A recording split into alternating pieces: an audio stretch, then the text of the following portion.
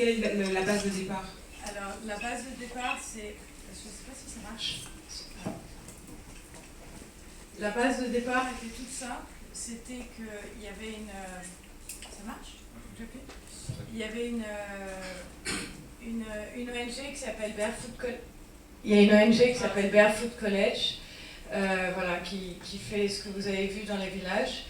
Et nous, on n'était pas avec eux, mais on aimait leur idée. Et ce qu'on voulait, c'était étudier le grain de sable.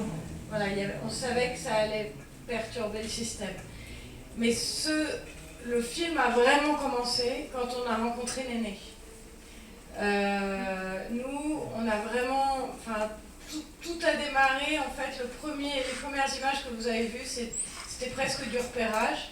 Et en fait, dès qu'on a vu Néné qui est arrivé comme vous l'avez vu, ça a bouleversé un peu toutes nos perspectives. Et on a décidé vraiment de suivre Néné, Hawa, Aïssata et les autres dans une longue aventure sans vraiment savoir où on allait tous aller. Mais c'est comme ça que, voilà, des Nénés, il n'y en a pas beaucoup. Et elle a emmené tout le monde dans son histoire. Parce que c'est vrai que dès que Néné a dit oui et qu'elle partait, il y a beaucoup d'autres femmes des villages qui ont pu partir. Néné est le mentor, le leadership des femmes. T'es d'accord avec moi? Néné, c'est la rebelle. Elle montre l'exemple à toutes les femmes, elle est incroyable. L'ONG a galéré pour trouver des femmes. Là, on vous a montré quelques villages, on en a fait pendant 3 jours. On a suivi l'ONG qui a visité 15 villages, il y avait beaucoup de noms. Et parallèlement à ça, Néné est venue, elle a entendu parler qu'il y avait une ONG qui tournait, et elle a cherché, elle a trouvé l'ONG en fait, et elle a dit, vous inquiétez pas, j'ai géré avec mon mari avec le chef du village, c'est bon, je pars. Et de toute façon, même s'ils veulent pas, je pars quand même.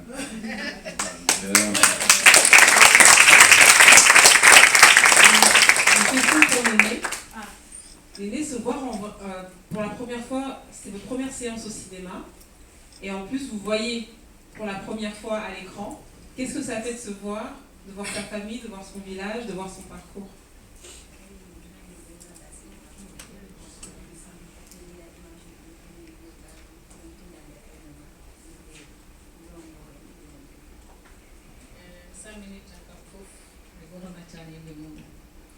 min kam sona weltare sabu mi jibinami han fotini ko meeɗa naade cinéma hande Allah naani kam cinéma mi yiitima hen hooram mbiɗa yetta Allah ene laaɗo mbiɗa yetta rewɓe heddiɓe caggal am ɓe kadi mbiɗa wiya waɗa courage kadi yoɓe tinno yoɓe daro kam ene beela Allah ne yettinaɓe ɗum. Avant tout, elle vous salue. Elle dit qu'elle est très contente d'être ici. C'est la première fois qu'elle se voit ici. Elle est ici en train de voir ces images. Donc elle était très contente de se voir elle-même, de revivre certaines choses. Et aussi elle encourage les femmes à faire tout le possible pour pouvoir arriver à leur fin. Super. Est-ce qu'il y a une première question dans la salle? Alors, juste avant ça, avant les questions, on tenait à dire que ce qui est très important pour nous, je ne sais pas si vous m'entendez. Ouais. Ce qui est très important pour nous, c'est que derrière ce film, en fait, en partenariat avec Bibliothèques sans frontières, qui est là, qui doit venir, eh bien, on a mis en place une campagne d'impact pour créer justement l'école dont Néné rêve avec Aïssata, Hawa, parce qu'on sait que Néné peut gérer cette histoire.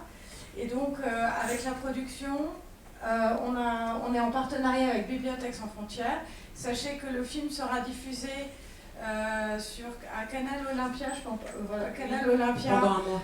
Grâce à Canal, pendant un mois, dans 12 pays d'Afrique, 19 salles, et que toutes les places achetées seront bien sûr redistribuées pour le projet de la création d'écoles. Il y a d'ailleurs un QR code, un site internet, et Bibliothèques sans frontières.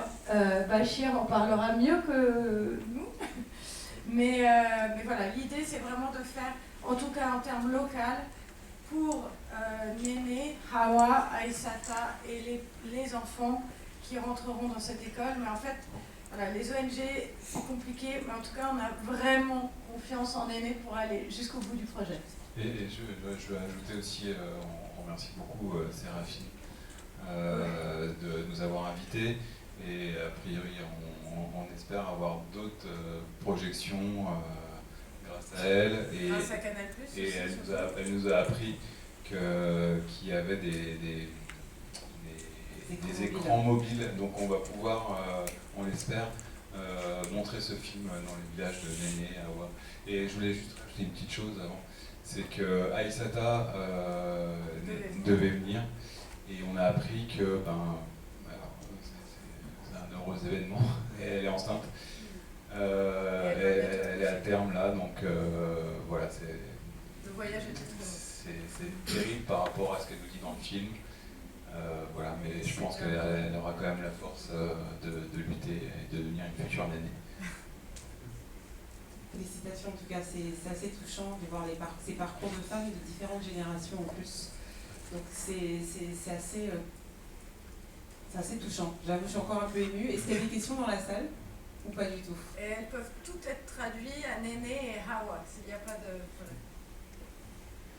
En attendant que vous réfléchissiez aux questions, on peut laisser la parole à Bachir pour qu'il présente le projet de BSF. Merci beaucoup, Antoine. Tout d'abord, je tenais à vous féliciter pour l'excellent travail que vous avez réalisé. Je pense qu'on a si bien dit, c'est une très très belle production, une très belle réalisation.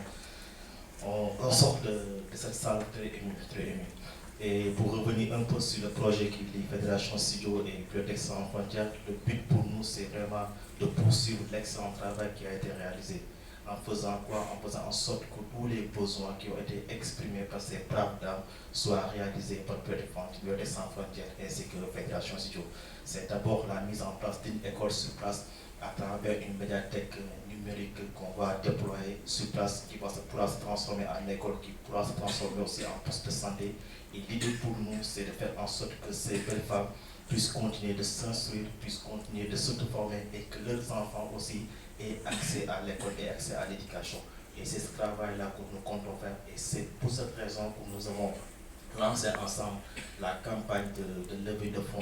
Et on invite, on sollicite tout le monde, que tout le monde mette la main à la pâte. Ce serait extraordinaire qu'on réalise ça dans les meilleurs délais. Vraiment, c'est ça.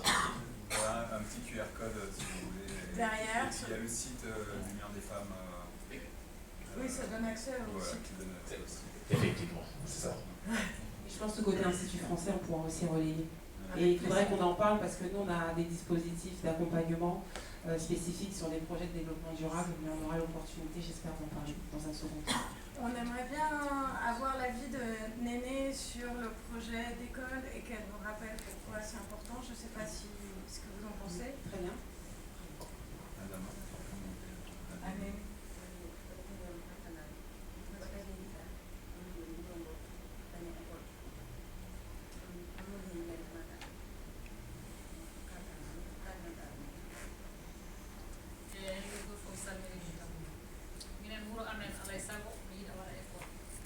kala cukalel tokosel jibinague nde yara duuɓi sappo e tati nannete e dewgal taki ene nanne e dewgal noon ko ala école so école ala e wuuro noon aɗa majjere nde wuuro minen hannde nomin fotini ha e ɓurɓe amen ko nan toon janngaki mbiɗen jogui ɓiɓɓe mbiɗen jogui taniraɓe mbiɗen jogui hoddiɓe wuuro ngone waɗi ɓuuri temedere ɓiɓɓe tati fof nana ndese ene nawe goto janngaki probléme école minen kam école ne waɗi min probléme ha ko ɗon tan wawi haalde mbiɗa ñaagui kala mbawɗo walludemi hen yo wallam hami dañal wuro ngo école.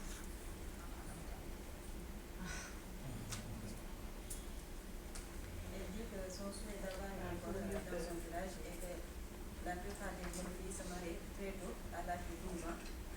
Donc, si ça, l'école est installée, donc elle pourra lutter contre les mariages précoces, éviter que ces enfants se marient très tôt.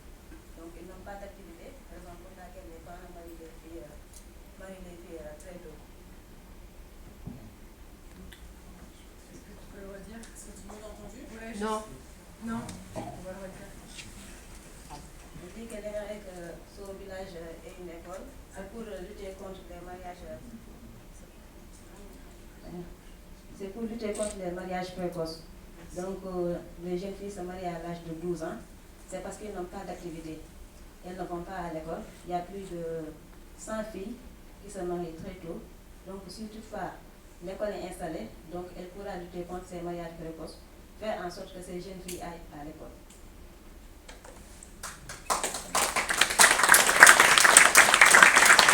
Il n'y a pas de questions dans la salle. Le public est très timide ce soir. De toute façon, on va continuer à échanger là, et puis vous pourrez continuer aussi à échanger en dehors de la salle pour aller du côté du restaurant. Moi, j'ai encore une dernière question, c'est à quelle échéance ce projet d'école peut aboutir?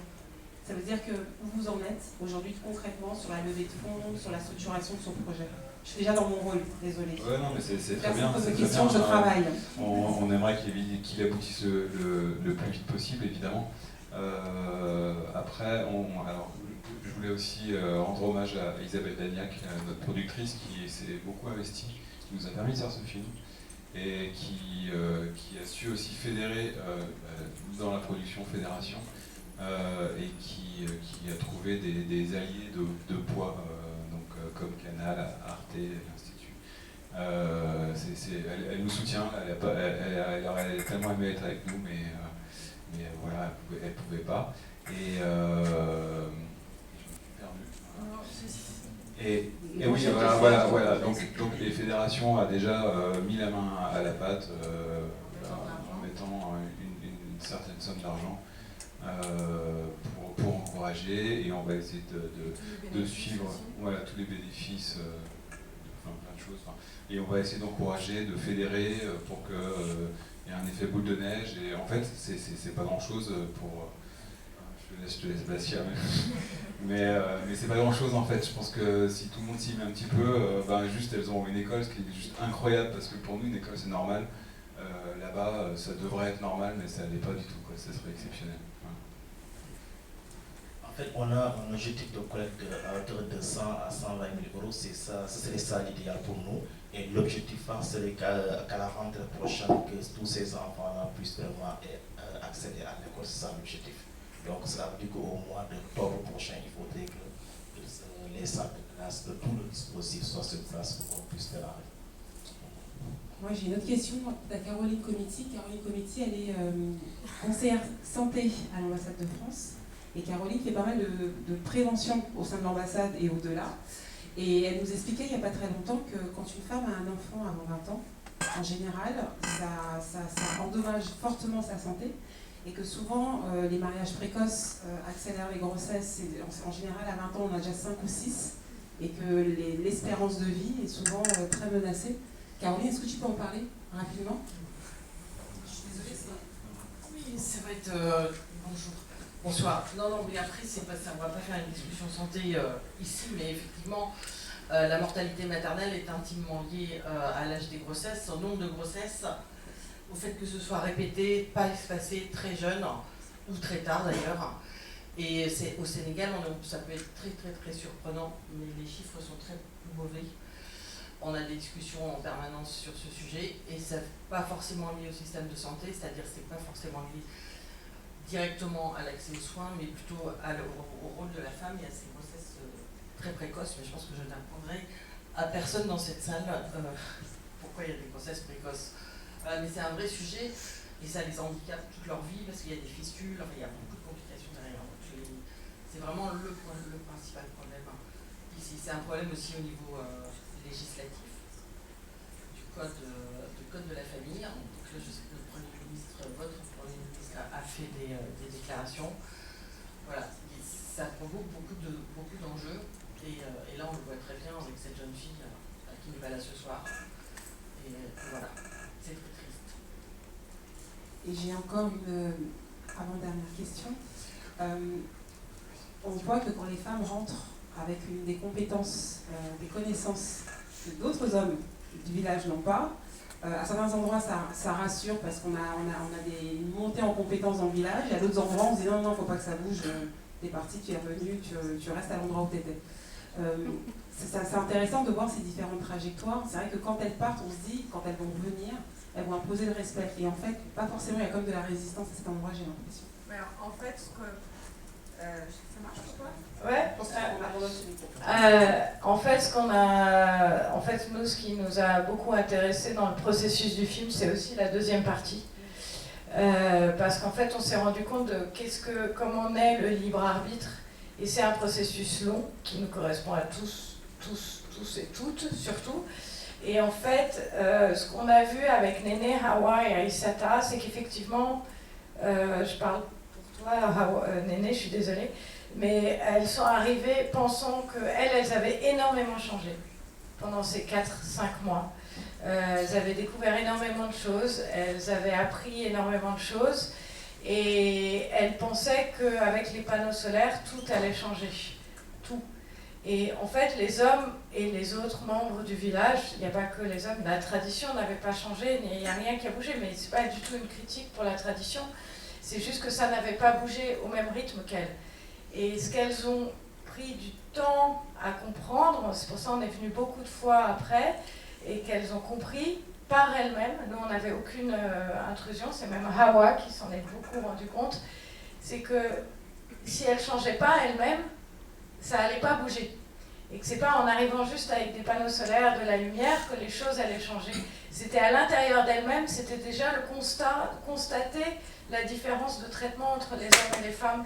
C'était de prendre conscience déjà de sa situation, ce qui a été une étape assez difficile d'ailleurs pour Hawa, Aïssata, Néné moins, mais c'est qu'on avait l'impression qu'en rentrant, il y avait un sentiment un peu plus d'enfermement par rapport à avant, parce qu'il y avait la prise de conscience que la situation était inégale, ce qui n'était pas forcément le cas ou à ce point avec cette finesse-là. Et en fait, c'est étonnant, mais en tout cas, c'est ce qu'on a constaté avec Antoine, c'est que ça leur a donné une frustration qui leur a donné envie de changer les choses et d'affronter l'audace de demander à son mari, ne serait-ce que de demander à son mari quelque chose. Parce que finalement, demander à son mari, elles se sont rendues compte qu'il n'y avait pas forcément de refus derrière, mais il n'y avait pas l'apprentissage de la possibilité de s'autoriser à demander quelque chose pour soi ou pour sa famille. Et ça, voilà, ça a été un processus que Hawa a découvert, que Aïssata a découvert. Et voilà. Le changement est long dans les mentalités, et ça c'est universel. Après, les hommes aussi, certains sont vraiment plus ouverts au changement que d'autres. Dans certains villages, ils étaient complètement d'accord pour que les femmes puissent aller travailler. D'autres moins, d'autres pas du tout. Donc voilà, mais eux c'est pareil. On a jugé, on juge personne, ni les femmes, ni les hommes. Enfin, j'espère que vous n'avez pas perçu comme ça. Voilà, c'est les poids des traditions. Certains arrivent à un peu s'en dégager, comprennent l'intérêt et que les femmes aillent travailler. Donc il y a un mouvement quand même de changement. Cette ONG a permis aussi à faire partir les femmes et qu'elles découvrent des choses et que ça mette une graine qui vraiment est en train de... Néné, je pense qu'elle est née avec, elle est tombée dedans quand elle était petite. Mais il y a vraiment un changement, c'est long, mais il faut le soutenir. Et ce que Néné a révélé aussi, c'est que le système actuel dans lequel elles sont ne marche de moins en moins, dans la mesure où les puits, on n'en a pas parlé dans le film, mais on le voit, au mois de janvier, il y a presque plus d'eau dans les puits. La Néné nous a dit qu'il y avait plus d'eau dans son puits, que en fait, leur système, les greniers sont presque vides en février-mars, alors que la saison des pluies, c'est en juillet. Donc si les femmes ne partent pas, si Néné ne part pas pour aller chercher du riz, pour aller travailler dans des rizières pendant 3 mois, c'est pas des vacances, hein, c'est travailler dur pour ramener du riz, des aliments de base, quelques vêtements, le village ne tient pas forcément en fait. Et ça, c'est pour ça qu'en fait, Néné se bouge autant, parce qu'il y a une prise de conscience que l'eau manque, que le système manque, que le maraîchage du mois de juillet, du mois de septembre, août, enfin pas dans l'autre ordre, ça tient plus assez pour l'année. Donc il y a une urgence à travailler, mais pour ça, Il faut apprendre. avant d'attendre que les hommes il faut avoir une travaillent, il faut que les femmes aient le droit de sortir. Ouais, c'est vraiment trié, hein. Encore une fois, bon, il y a plein d'explications, mais c'est vrai que l'apprentissage permet tellement de choses. Ça permet d'apprendre à lire et écrire, ça permet de travailler, ça permet de réfléchir, ça permet de trouver des solutions. Ça leur permet une indépendance et un libre arbitre vital. Une confiance en elle. Une question en public. Ah, super. Je vais d'abord poser une question à Awa. Awa, on l'a pas entendu, et c'était juste pour savoir ce qu'elle a pensé du film, et que depuis le film, qu'est-ce qu'elle a observé comme changement dans sa vie ou dans sa perception de tout ça. Ah oui.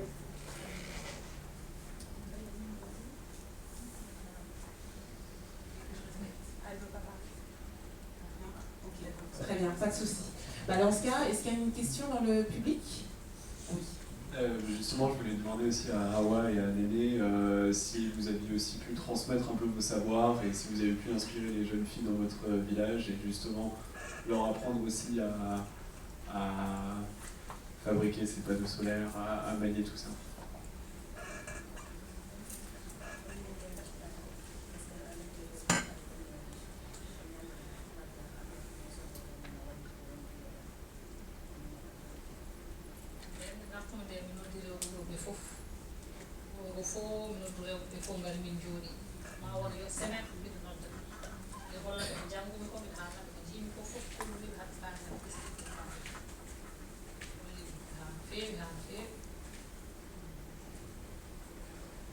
Elle dit qu'à son retour du village, elle a appelé toutes les femmes durant une semaine pour les montrer ce qu'elle a appris à Toulab Dialaw et aussi toutes les choses qu'elle a pu visiter.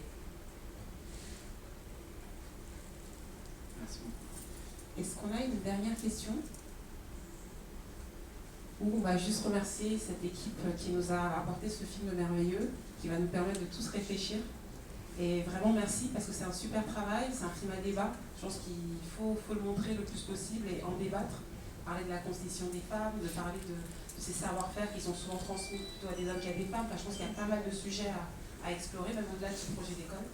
Donc merci pour tout, merci d'être venu d'aussi loin pour nous présenter ce projet. Et j'espère que la discussion va continuer après cette présentation. Oui, on est là dehors.